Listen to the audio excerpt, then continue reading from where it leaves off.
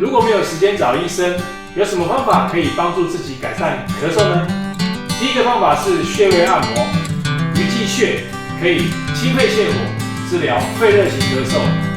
它的位置在拇指下方，手掌肉最多、有明显凸起处的中央。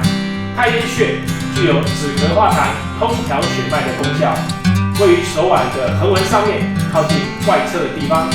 每天试着按摩穴位5到10分钟，帮助你改善咳嗽的问题哦。这个方法是止咳保养功法，两手托天理三焦，三焦包含心肺和脾胃。这个动作可以通调呼吸系统和消化系统的血脉。